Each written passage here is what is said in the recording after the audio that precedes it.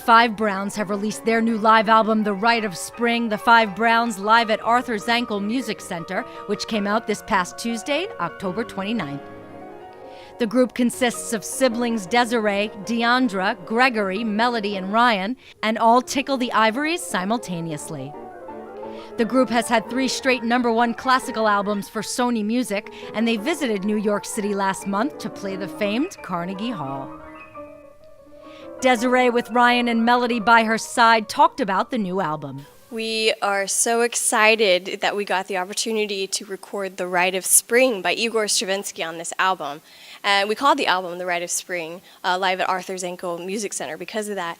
It's just this piece. It was a 100-year anniversary. We got to record it on the 100-year anniversary to the date that it premiered in Paris to a riot. And so it's just so rad for us to feel that energy, that historical energy, and like we're kind of recreating that, not the riot, but we're trying to recreate that energy on the recording. It's a crazy, barbaric, violent, savage piece. So it was, we got to bring out that side of ourselves when we played it. Playing Carnegie Hall just added to their list of achievements in their young and storied career. I think each point of the way we've been like, oh, it doesn't get any better than this. It doesn't get any better than playing on this TV show or making this album or now playing in Carnegie Hall. So I think we just appreciate each step of the way and are just excited to still be performing together, to still have good relationships with each other, to still want to be together, and to be recording a project like The Rite of Spring at Skidmore College, where they have an amazing Zankel Hall there. I mean, a piece that we've wanted to record our whole lives, and to be able to be checking things off our bucket list as a group has been pretty amazing.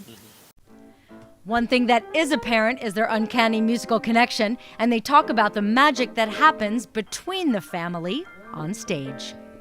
I definitely think with the same blood running through all of our veins that there's seriously some sort of like telepathy going on stage because you can kind of take a look at somebody's just like a slight movement of their eye or their mouth or something. You can kind of understand what they're thinking and what's going on in their head.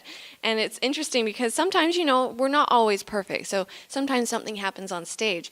And what's so crazy is that all the rest of us know what to do most of the time. Not all the time, but most of the time we kind of just skip with them or do whatever they're doing. And it's really crazy because we all understand it. And we're always like, how did you get back on? How did you do that, So it's always surprising.